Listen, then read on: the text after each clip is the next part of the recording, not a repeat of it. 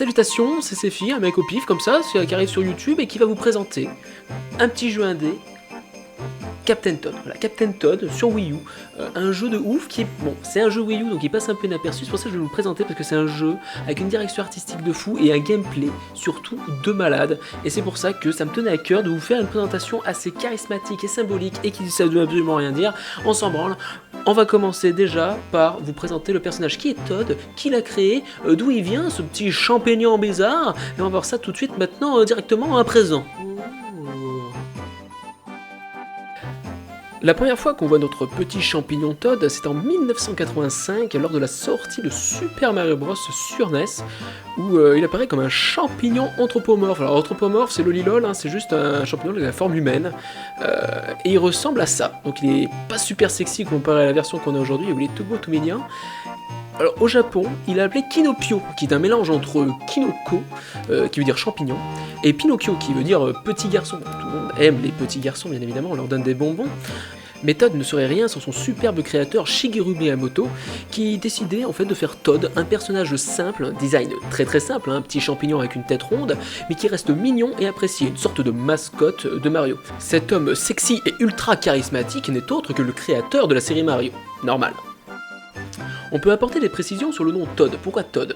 Todd vient du nom anglais Toadstool qui désigne les champignons avec des chapeaux. Rien à voir avec Todd tout court, hein, qui signifie des crapauds. Enfin, je crois pas qu'il a été tiré d'un crapaud. Lol. Enfin passons, Todd a déjà été jouable dans plusieurs épisodes, comme Super Mario Bros 2, comme Mario Kart, voire d'autres spin-offs, comme Mario Party, Mario chez les pirates en train de sodomiser des chiens errants, enfin bref, il a été jouable dans plusieurs Mario, mais là, dans cet épisode-là précis, il en est la star. Et on va voir tout de suite pourquoi il en est la star, quel est le scénario de ce jeu totalement atypique qui va nous permettre de contrôler ce magnifique personnage ultra charismatique, le Todd. L'histoire commence dans un petit lieu champêtre très coloré avec notre Todd et son ami Toadette. Alors qu'ils sont en train de vérifier si la lampe fonctionne bien, ils courent et découvrent un magnifique trésor, l'étoile jaune de la mort qui tue les poneys extrêmes des ténèbres. Le Todd, tout excité, s'empressa d'aller récupérer cette étoile avec son ami Toadette. Tout joyeux, ils avaient enfin terminé le premier niveau du jeu. C'était magnifique, c'était exceptionnel. Le niveau était terminé, ils allaient passer à la suite et faire des choses, des galipettes et compagnie. Mais c'est lorsque soudain, oh mon dieu, un petit oiseau tout kawaii et tout mignon s'empara de l'étoile. Cet oiseau nommé Nwingo alla sans faire exprès, bien évidemment, le pauvre il est totalement gentil, capturer en même temps la Toadette. Le pauvre Todd, apeuré et couru partout, mais il ne pouvait rien faire, si petit, en plus il ne pouvait pas sauter. Mon dieu, la Toadette partit très loin et Todd devait absolument partir au risque de sa vie pour sauver la Toadette. Donc gros scénario de qualité, bien évidemment, et surtout intro épique, splendide, magnifique, exceptionnel, voire même beautiful. Bon, vous l'aurez compris, le jeu ne brille pas par son scénario totalement fantasmagorique, mais il brille par contre par son gameplay de ouf et sa direction artistique hors norme. Mais avant de parler de direction artistique ou de technique pure, parlons surtout du gameplay.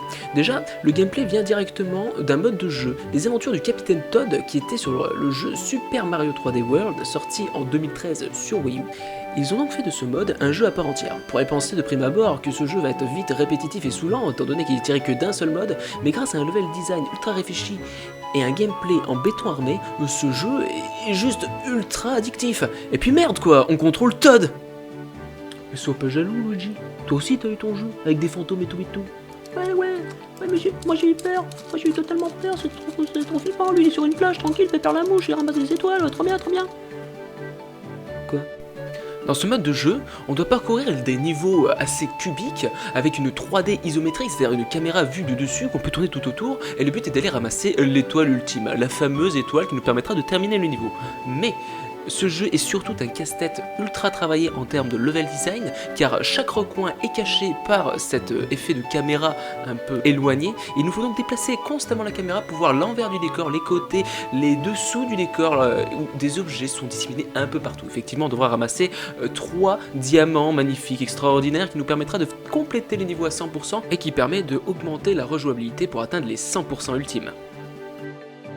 Et encore, ça c'est qu'un résumé d'une petite partie du gameplay de ce magnifique game mode de la mort qui tue les poneys. Effectivement, comme c'est si bien le faire Nintendo, le gameplay est bonifié à chaque niveau grâce à des ajouts qui approfondissent le gameplay. À chaque fois, des trucs qui sont totalement logiques et qui bonifient le gameplay de manière pharaonique. En effet, quand on imagine au bout de quelques niveaux que la lassitude va gagner du terrain, le jeu varie avec intelligence les phases de gameplay, passant de la phase d'infiltration à la phase de shoot utilisant le gyroscope du gamepad.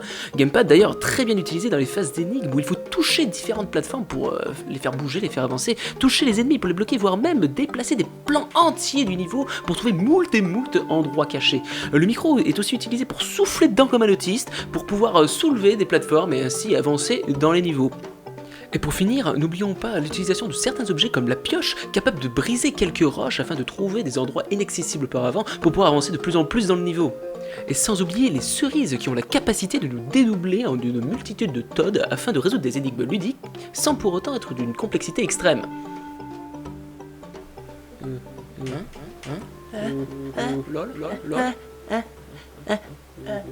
Quelqu'un veut voir mon pénis ?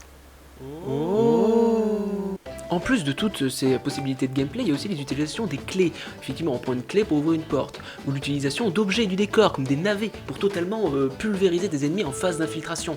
Mais une petite particularité du gameplay que je n'ai pas précisé dans cette vidéo pour le moment, c'est l'impossibilité de sauter. L'impossibilité de sauter, ça évite tout simplement de niquer le level design et être obligé de réaliser les énigmes comme il faut par soi-même avec ton cerveau. Et ça, c'est très important. Bon, maintenant passons à la chose négative du jeu, effectivement les points négatifs qui sont très limités, mais qui sont quand même là et qui sont présents. Alors déjà, il y a la durée de vie qui est pas terrible parce que le jeu est trop bien. C'est ça, plus ton jeu est bien, plus la durée de vie est dégueulasse. Et la facilité, hélas, très dommageable, une difficulté inexistante. Pour la durée de vie, c'est très simple. Le jeu se compose de 3 épisodes. L'épisode 1 et 2 sont constitués de 18 niveaux et l'épisode 3 de 28 niveaux, ce qui nous fait un total de 64 niveaux qui se terminent extrêmement rapidement. Heureusement, on a la possibilité d'utiliser des amiibo, comme vous pouvez le voir ici à l'image, ce qui ajoute quelques niveaux grâce à l'amiibo Toad. Heureusement, pour augmenter la durée de vie, les niveaux sont dotés d'objectifs secondaires comme les diamants, mais aussi des missions spécifiques comme obtenir un champignon d'or, un certain nombre de pièces, voire même un champignon one-up. Donc en fait, le principal défaut avec la durée de vie, c'est pas qu'il soit trop court, c'est que le jeu est trop bien. Si le jeu est trop bien, on en veut toujours plus, et au final, on est totalement déçu de cette durée de vie, finalement, qui ne dépasse pas les 150 000 heures.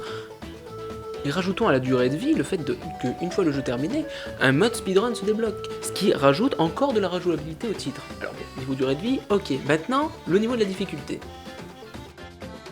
Si on peut vraiment parler de difficulté, étant donné qu'on peut se faire toucher 2 fois, quand on se fait toucher une fois on devient petit, puis après on meurt, quand on tombe dans un trou, on meurt directement. Mais le problème n'est pas là au niveau des points de vie, mais surtout au niveau des vies en elles-mêmes, c'est-à-dire l'obtention des vies s'obtient extrêmement facilement. Au bout d'un moment dans le jeu, vous débloquez des niveaux bonus qui vous donnent un amas de vie assez considérable, on se retrouve facilement avec plus de 50 vies. Côté énigme, là aussi ça reste assez facile, étant donné que le public visé est un public assez jeune. Quant aux pics de difficulté habituels dans les jeux vidéo, je vais bien entendu parler des boss. Ces derniers ne sont pas vraiment compliqués, ils sont plus des niveaux réalisés en esquivant les attaques de ce vilain pas beau. En parlant de boss, précisons quand même que techniquement, ils sont irréprochables et qu'ils bénéficient d'animations juste remarquables. Et n'oublions pas le plus gros détail quand même, le point à ne pas zapper, c'est la possibilité, grâce à des bouleversements scénaristiques totalement incroyables de ce jeu extraordinaire, la possibilité de jouer Toadette. Et ça, c'est quelque chose en termes de gameplay pur, juste incroyable.